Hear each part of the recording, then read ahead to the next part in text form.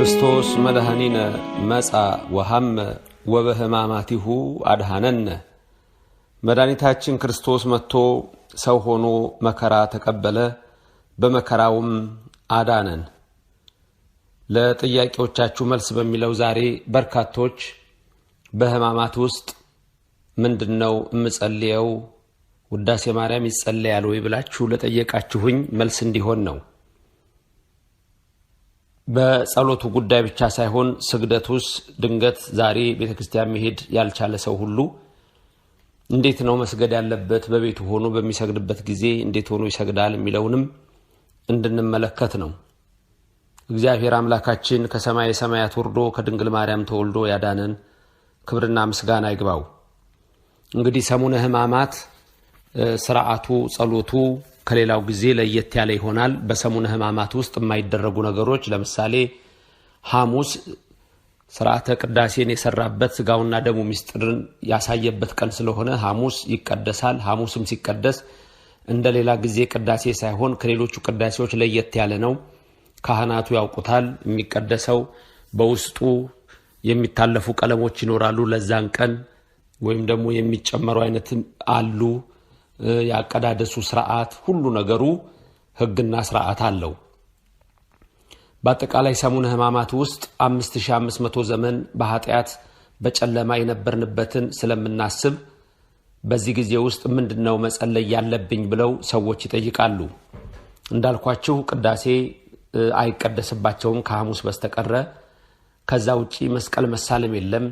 ምእመናን ሲገናኙ ሰላምታቸው እንደምታውቁት በአም ሆነው አምሃ በማቅረብ ዝቅ በማድረግ ባለው ሁኔታ ነው።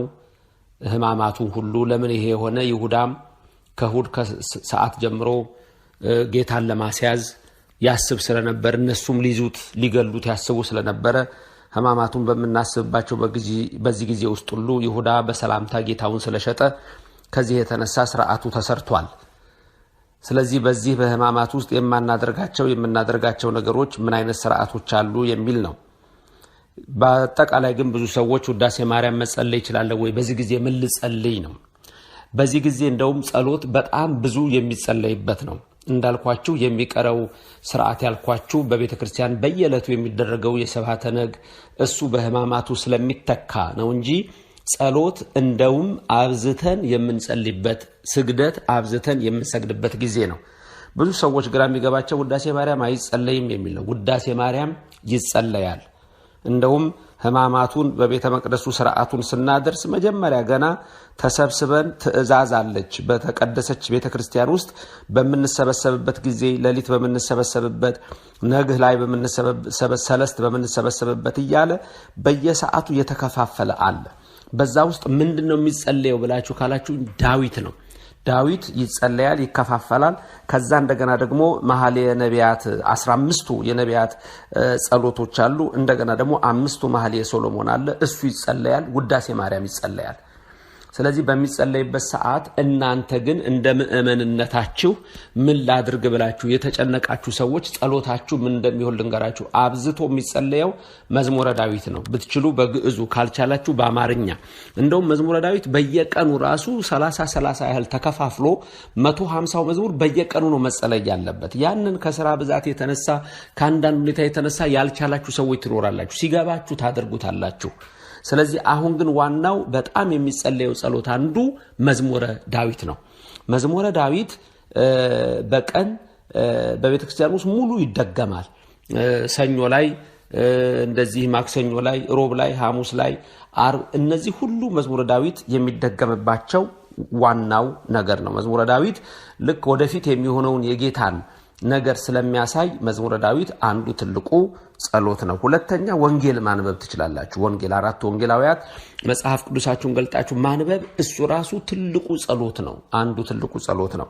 ሌላው ቅድም ያልኳችሁ የመኃልየ ነቢያት 15ቱና መኃልየ ዘሶሎሞን በመጽሐፍ ቅዱስ ውስጥ ያሉት እሱ ትልቁ ጸሎት ነው።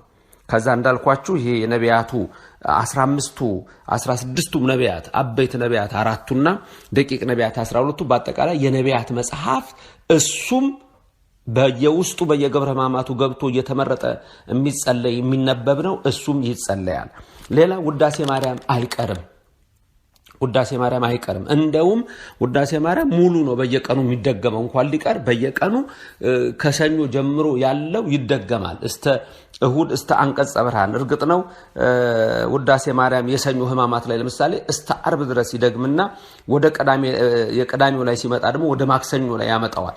እሱ የራሱን የቻለ ስርዓት ነው። ስለዚህ ውዳሴ ማርያም በየዕለቱ ቢያንስ ያልቻለ የዕለቷን ይጸልያል፣ ከመዝሙረ ዳዊት ይጸልያል፣ ከ15ቱ ከተወሰኑት ነቢያት ጸሎት ይጸልያል፣ መኃልየ ዘሰሎሞንን ይጸልያል፣ እንደገና ከነቢያት ከ16ቱ ነቢያት ያለውን ይጸልያል።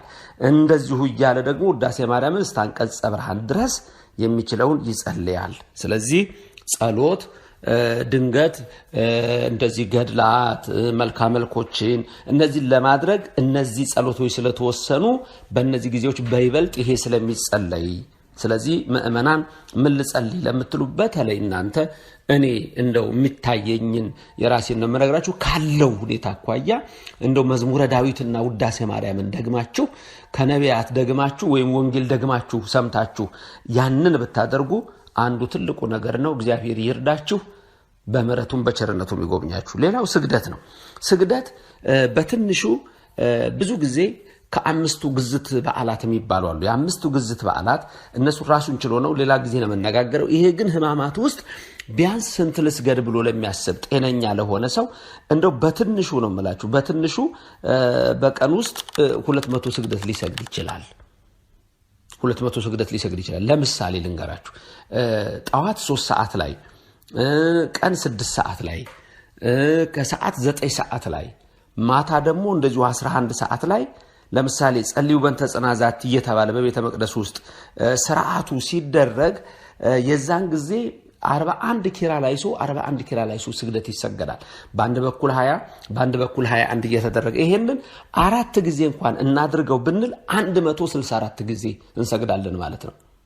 164 ጊዜ የቻለ ከዛም በላይ ይሰግዳል። ግን ይሄ ነው። ያልቻለ ደግሞ እንደውም ህሙም የሆነ ሰው ከዚህ ሁሉ እግዚአብሔር ነፃ ያረጋዋል፣ ያውቀዋል። እግዚአብሔር በደዌ ታሞ አልጋ ላይ ተኝቶ ቆመ ስገድልኝ አይለውም ኢየሱስ ክርስቶስ፣ ምሕረቱን ለሁሉም ይላክልን። ስለዚህ በትንሹ 164 ጊዜ 41 ጊዜ እንኳን 4 ጊዜ ብናደርገው ማለት ነው።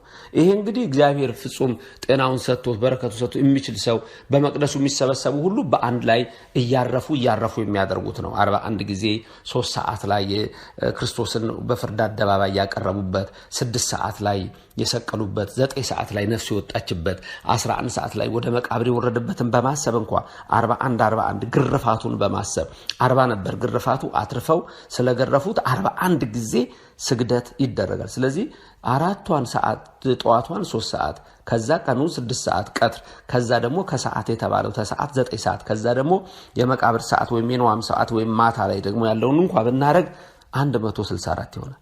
ከዛ ውጭ እንደገና በቤተክርስቲያን ስትሰበሰቡ በቤተክርስቲያን ሆናችሁ የምታስታውሱ ካላችሁ ለካህይል እየተባለ 12 ጊዜ እንደገና በተባሪው በቀኝና በግራ የሚባላል 12 ጊዜ።